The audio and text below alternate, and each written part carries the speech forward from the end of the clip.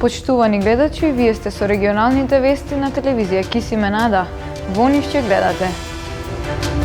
Серија силни земјотреси синоќа со епицентар во Мавровското подрачје. Заматена водата за пиење, жителите вознемирени. Инспекцијските служби немаат доволно опрема и ресурси ефикасно да се справат со дивата сеча. Втор шара куп за ветерани во велеслалом на Попова шапка.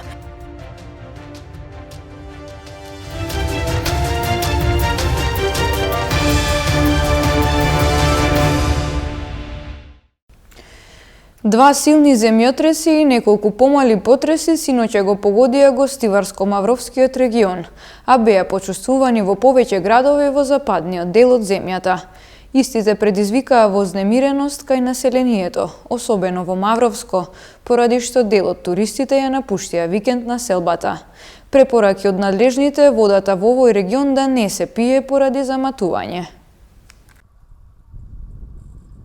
Голема вознемиреност кај населението синоќа предизвикаа серијата земјотреси од епицентралното подрачје Тетово-Гостивар.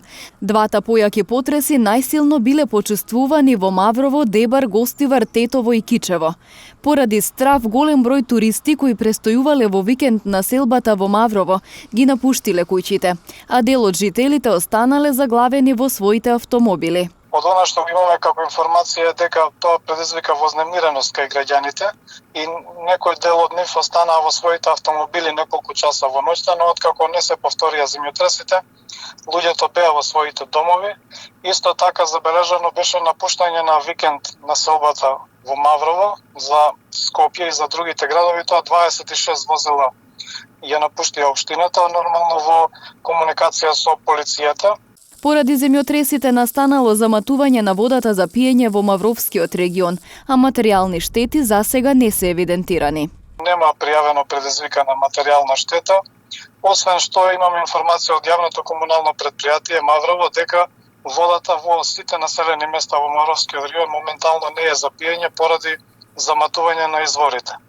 Инаку, според податоците на Сеизмолошката обсерваторија при Природно-математичкиот факултет, вчера во 20 часот и 40 минути се регистрирани серија земјотреси од епицентралното подрачје Тетово-Гостивар, со епицентар на 65 километри југозападно од Скопје.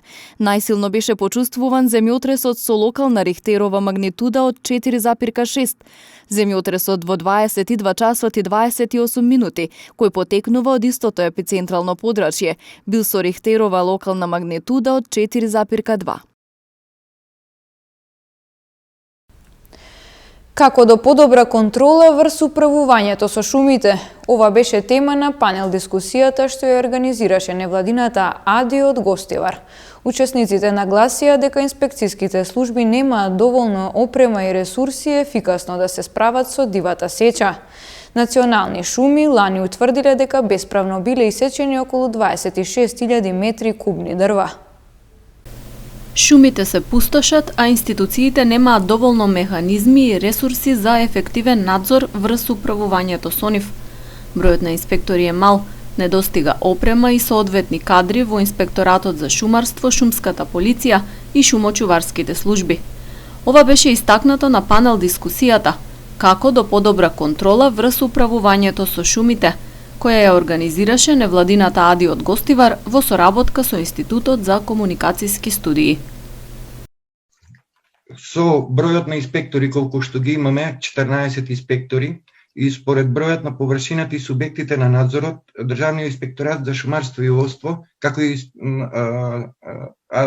значи кадровски не може да одговори моментално на сите предизвици и проблеми кои се јавуваат на територијата на Република Северна Македонија, но згора на тоа ние и до скоро, до 2019-2020, речиси да не бевме никако ни електронски опремени, ни ништо. Сега 2019-2020, ајде некој IT опрема за секој инспектор најдовме, но сега се соочуваме со проблемот на теренски возила, бидејќи со 6-7 исправни теренски возила не можеме да го покриеме теренот. Маре Басова, помошник директор на Национални шуми, меѓу другото зборуваше и за значењето на шумите врз животната средина, заштитата од поплави и слично.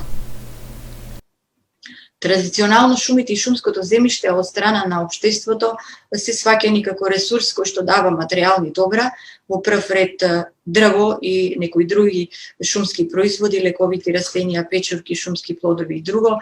Меѓутоа, покрај економската функција, шумите имаат и голем број на други функции, како што се заштита врз животната средина, врз земјиштето, населените места, сообраќајници, инфраструктурни објекти, влијаат врз режимот на водата, врз плодноста на земјиштето, регулирање на процесите на ерозија, обезбедување на одмор, спорт, рекреација за луѓето, туризам, лов и друго. Национални шуми лани утврдиле дека бесправно биле исечени околу 26.000 метри кубни дрва. Од познати и непознати сторители биле одземени околу 2.000 метри кубни дрва. Дискусијата се организираше во рамки на кампањата Разбистри се. Температурните разлики е опасност од замрзување на земјоделските култури. Најризично е за коскестото овошје, но засега се уште нема евиденција за евентуални штети. Промената на климата во зимските периоди, особено температурните разлики во изминатите години, можат да имаат негативно влијание врз земјоделските култури. И оваа година рано имаше високи температури, што представуваше опасност за овошките, па можеше да се поттикне нивна порана вегетација, вели раководителот на регионалната единица на Агенцијата за поттикнување на развојот на земјоделието Петре Петрески. Најголема е опасноста за коскестото овошје, но засега немаат евиденција од евентуални штети. Најповеќе и најголема опасност има кај коскестото овошје, кое знаеме кај стијата која понано почнува да вегетира, да цвета и праски некои видови рани и некои други коскестови овошје, но сметам дека тоа сепак не беа толку ниски температури да направат некој штета, затоа што се уште не беа отворени папките. Инако во воштарството најопаснен период кога може да дојде до големи оштетувања се во фенофазата на цветање или под фазите на прецветување и заметнување на плодовите. Тога се најризични и најопасни моменти за овошката, доколку паднат температурите испод нула и бидат негативни. Опасноста продолжува и во следниот период, односно според досегашната практика. Месецот април е најризичен. Се надевам дека овде во нашиот регион овој период не направија некои посебни штети, но тоа не значи дека во наредниот период кој што следи и по пракса од минатите и поранешните години, најголемата опасност е она кога ќе почне отварањето на папките, тоа е периодот на април месец, кога во овој регион најповеќе се застапени јаболчестото овошје, кое што баш тој период цвете. Во овој период се препорачува земјоделците да применат превентивни мерки за заштита од премрзнување на земјоделските култури. Променливо облачно време за викендот со можност за сосема слаб локален дожд во Полошко. Од недела вечер и понеделник се очекува врнежи од дожд кои се очекува да бидат поројни. Освен тоа се најавува и засилен северен ветер во понеделник и вторник. Денес и утре ќе преовладува умерено, повремено значително облачно време, релативно топло, со тоа што во попладневните часови во северозападниот регион од земјава можно да има појава на сосем слаб локален дожд. Максималната температура во Тетово денес, а и утре околу 17 степени. Потоа утре во текот на ноќта, како и во понеделник, преку целиот ден, под влијание на влажен бран, времето ќе биде облачно, со врнежи од дожд, кои повремено ќе бидат поројни, а и пообилни ќе бидат токму во северозападните делови од земјава. И поради продор на студена воздушна маса, освен на планините, врнежите ќе преминуваат во снег и на повисоките места, а во понеделник до крајот на денот Појава на снег можно да има и на во пониските подрачја од Полошката котлина. Во понеделник и во вторник ќе дува силен северен ветер, а тоа ќе услови нагло намалување на дневната температура за околу 9 степени. Од вторник натаму ќе преовладува постудено време, со повремено зголемена облачност и појава на слаби локални врнежи од дожд. Завршната сметка на општина Гостивар, одлуките за давање на собирањето на отпадот под концесија и закатни гаражи беа предмет на критика на денешната пресконференција на Гостиварскиот огранок на ДУИ. Огранокот на ДУИ во Гостивар излезе со реакција на повеќе одлуки на Гостиварската општинска власт, кои беа донесени на последната седница на Советот неделава. Локалната опозиција ја критикуваше и завршната сметка за 2020 година, која исто така беше усвоена од советничкото мнозинство. Të thirrur për të vlerësuar llogarinë përfundimtare të komunës së Gostivarit. Градоначалникот вели дека реализирал 98% од буџетот, а само лани потрошил 391.000 евра за вработување на партиски милитанти кои земаат плати и остануваат дома. Потрошил над 6.300 евра за телефонски услуги, иако беше кажано дека трошоците за оваа позиција се нула.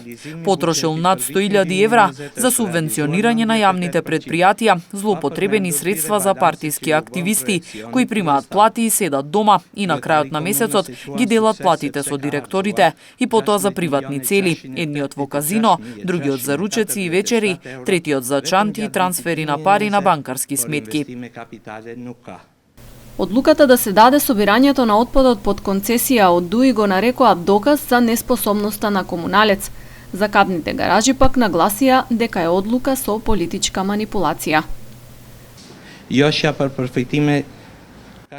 Давањето под концесија на собирањето и транспорт на отпадот ја докажува неспособноста на јавното предпријатие, кое во текот на овие 3 години оствари стотици вработувања и не успеа да изврши една од основните функции за кои е основано. Јасно е дека се подготвува криминална шема за рекетирање граѓани, тие ќе изберат омилена компанија и граѓаните ќе бидат обврзани да ги плаќаат сметките. Градоначалникот не успеа да ги исполни предизборните ветувања за катни гаражи во овие 4 години и сега прави политичка манипулација пред локалните избори. Жално за него, затоа што нема да има време да ги реализира. Не ги реализираше за 4 години, нема да може ниту последните 4 месеци. Од општина Гостивар остануваат на ставот дека нема да ги коментираат прес конференциите на ДУИ и дека граѓаните ќе го кажат своето на локалните избори. Најголем број сообраќајни несреќи во Тетовско се случиле на автопатот Гостивар-Тетово Скопје и во месец февруари. СВР Тетово со апел до возачите да внимаваат и да не возат пребрзо. И во текот на минатиот месец февруари најголемиот број сообраќајни несреќи во Тетовско се случиле на автопатот Гостивар-Тетово Скопје, односно 24 и Тетовските улици 20. Пред се поради неприлагодена брзина според условите на патот или неправилно вршење дејствие.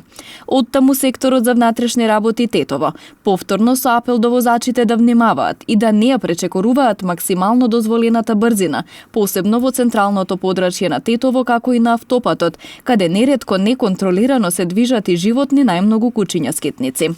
На тој начин возачите најдиректно ќе придонесат за сопствената и безбедноста на другите учесници во сообраќајот, дотолку повеќе што пребрзото возење години наназад е причина број 1 за сообраќајни несреќи на поширокото полошко подрачје. Секторот за внатрешни работи Тетово апелира до возачите исто така, прописно да ги паркираат нивните возила, зашто и погрешно паркираните можат да бидат причина за сообраќајни мешаници и несреќи, особено на пофреквентните тетовски улици.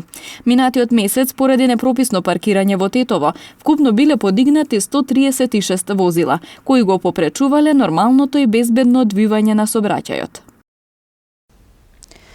Александар Галовски е звучно име од електронската сцена, но не само во Македонија, туку и надвор од неа. Овој млад артист успеа да соработува со врвни музички имиња и да настапува ширум светот пред многубројна публика. Смета дека со силна амбиција и многу труд може да се остварат соништата. Галовски е вистински пример за млад, амбициозен и талентиран човек со низа успеси позади себе.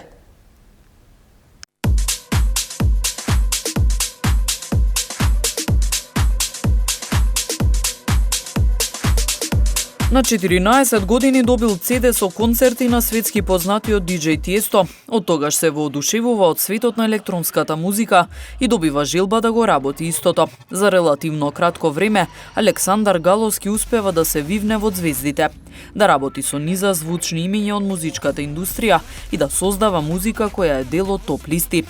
Заради ситуацијата со пандемијата, повеќе од една година нема настапи, но успеа да пушта музика пред голем број фанови ширум светот предходно.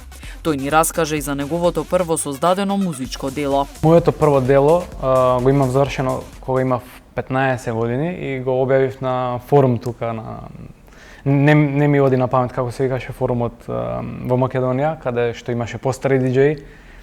И на форумот кога го објавив делото добив многу негативни коментари. Кога си дете во самите почетоци, тоа многу значи за тебе.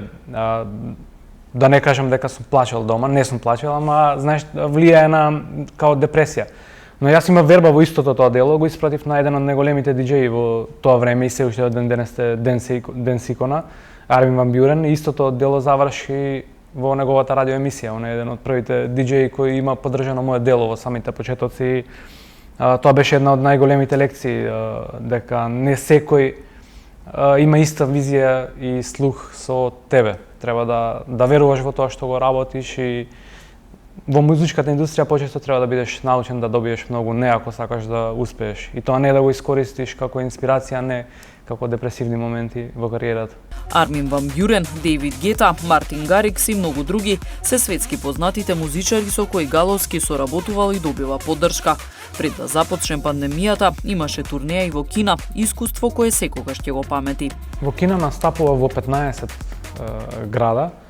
Имав 30 дена турнеја, па после тоа заминав уште еднаш на можам да кажам дека е едно од поголемите искуства за мене, затоа што си во земја каде што ретко кој разбира англиски јазик, надписи на англиски нема по улиците, мислам дека има само на интернационалните аеродроми како во Шангај и во Пекинг. Турнејата ја поминав со локален турменаџер кој идеше цело време со мене. За жал и тој не знаеше англиски, па се разбиравме преку Translate. Исклучен си од социјалните мрежи, немаш Facebook, YouTube, Google, имаш кинески социјални мрежи кои не разбираш кинески и ги користиш онака колку само да си во допир со нив. Дискотеките се огромни таму и можам да кажам дека една дискотека таму Medium Size ја сметаат како еден од најголемите фестивали во Македонија. Првиот настап во Кина ми беше во градот Кунминг, тоа е блиску Виетнам, и ми кажаа дека ќе настапам во Medium дискотека. Јас викам, добро, 500.000 луѓе, знаеш, и му викам колку гости вечерва има, па се очекува околу 12.000. Викам, толку на фестивали во Македонија полниме. Имав настапи во две од најдобрите 100 дискотеки кои се наоѓаат во Кина. Огромен успех за мене како артиста и добро чувство да се настапува во такви дискотеки кои што се медиумски покриени и надвор од Кина. Енергични, од самиот почеток на забавата до крај и многу гостопримлив народ. Имам само најдобри комплименти и коментари за Кина. Тоа што ние го гледаме овде од застарени снимки за Кина воопшто не е реално и мислам дека Кина е една од најразвиените земји кој ги имам посетено. Галовски вели дека ако нешто на вистина се сака и се работи напорно и амбициозно, може да се успее. Ги советува младите да се посветат на своите желби, да се трудат и да си ги остваруваат со ништата.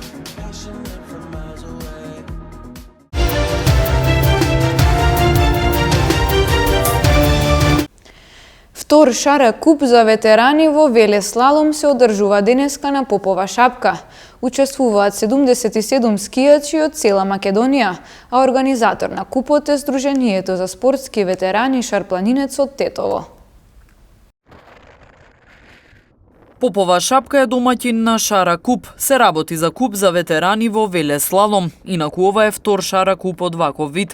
Скијаат 77 скијачи од цела Македонија, вклучително и 10 надпреварувачи во женска конкуренција. Надпреварувачите учествуваат во 4 категории кои се поделени според возраст. Надпреварите се одвиваат на патиката Пионирско брдо на Попова шапка. Временските прилики денес на Попова шапка се солидни за скијање. Со одлична организација купот се одвива без пречки. Организатор на купот е Сдруженијето на спортски ветерани шарпланинец од Тетово. Како победници први се впиша во категоријата жени Сузана Шентевска, категорија мажи над 61 година Менан Мемети, над 51 година Љупчо Спасовски и над 41 година Иван Танев. На телевизија Кисиме Нада во понеделник гледачите ќе имаат можност да проследат целосен преглед за купот, организацијата и победниците во рамките на спортскиот преглед, веднаш после вестите во 17 часот.